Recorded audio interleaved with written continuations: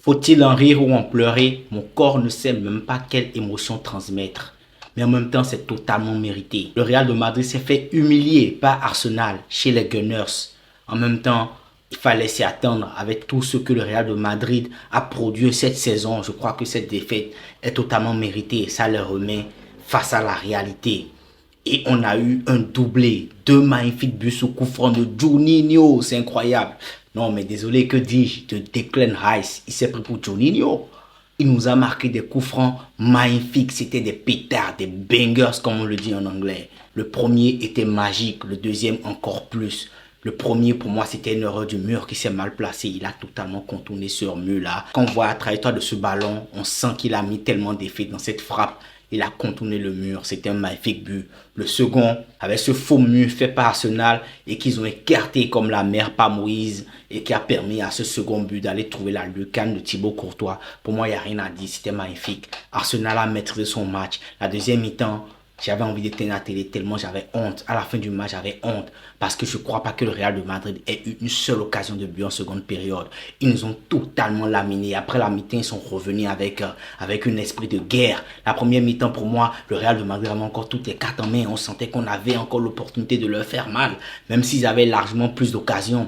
Avec un Thibaut Courtois qui a été monstrueux une fois de plus. Et oui, il a pris 3 buts. Mais ce mec a été monstrueux aujourd'hui. Si ce n'est Thibaut Courtois, je crois que ce soir, on a déjà pris 6 buts.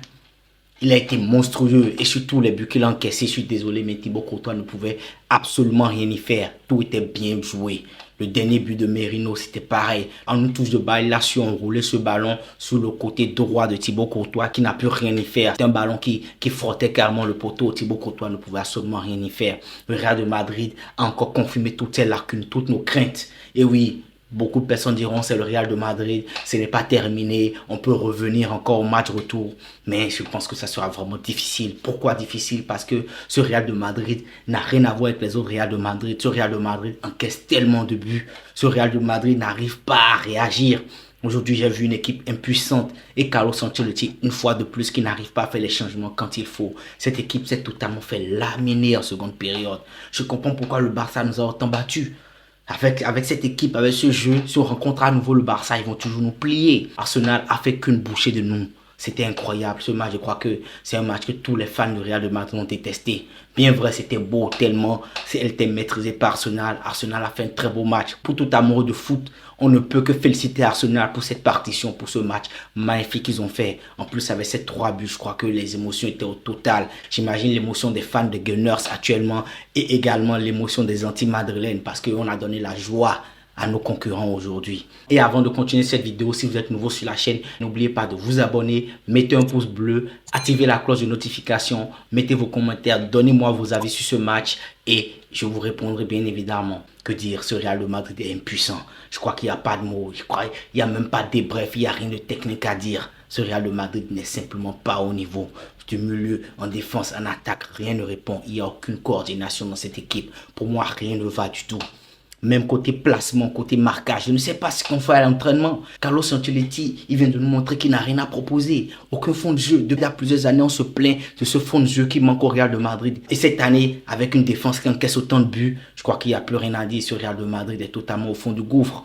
On a besoin de changement. On a besoin d'une nouvelle vision de jeu. Cette équipe n'a pas de caractère. Cette équipe n'arrive même pas à faire un marquage correctement. Les passes faufilent entre nous. Je ne comprends pas. On a beau se mettre à plus de 5 en milieu ou en défense, les ballons circulent quand même. Pour moi, c'est comme si même en termes de marquage, on est mauvais. En termes de pressing, on est mauvais. On est totalement en retard sur toutes les actions. C'est incroyable. Je ne sais pas qui faut blâmer finalement. Bien évidemment, le coach. Vu qu'on a l'effectif qu'il faut, mais pourquoi ces joueurs ne peuvent pas se coordonner et nous produire du bon football? C'est tellement compliqué. Je crois qu'il est plus difficile d'attendre du beau jeu venant de ce Real de Madrid que de demander à Tottenham de soulever un trophée. C'est incroyable, c'est incroyable, c'est incroyable ce que nous produit le Real de Madrid cette saison. Moi, je suis franchement sceptique au retour, je suis sceptique. Bien vrai, on sera au Bernabéu et la magie peut opérer là-bas. Mais même là, je pense que ça soit très difficile avec cette équipe-là. Ça soit extrêmement difficile. On n'a pas le jeu qu'il faut, on n'a pas la sérénité ni l'équilibre qu'il faut.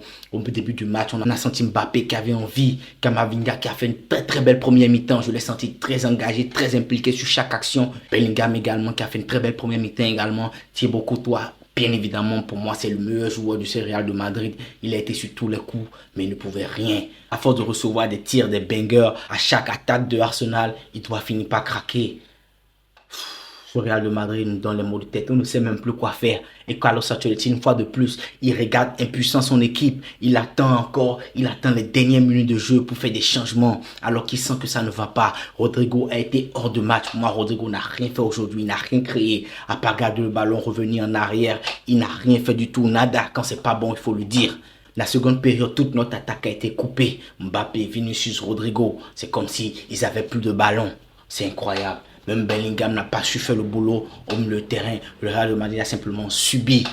C'est incroyable. Et je crois que pour tous les fans du Real de Madrid, c'est pas une réelle surprise. Avec le jeu qu'on a produit, je suis dégoûté. Je suis dégoûté. Ce Real de Madrid mérite largement cette défaite-là. On ne peut pas continuer comme ça, espérer pour une Champions League, la Liga. Je suis désolé, mais pour moi, le Real de Madrid, cette saison, est en train de dire adieu à la Liga, adieu à la Champions League.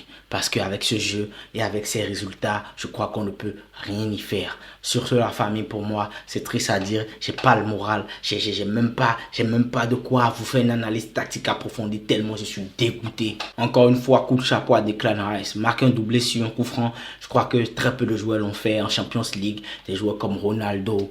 Donc, franchement, c'était un exploit exceptionnel. Gros match d'Arsenal. Je dépose. Arsenal a joué ses partitions. Ils ont totalement maîtrisé le match. Le Real de Madrid a montré que cette année, ils n'ont pas l'étoffe de jouer dans la cour des grands, tout simplement. Sur ce, la famille, c'est la fin de ce débrief. On attend le week-end pour le prochain match du Real de Madrid en Liga. Sur ce, prenez soin de vous, la famille. Peace.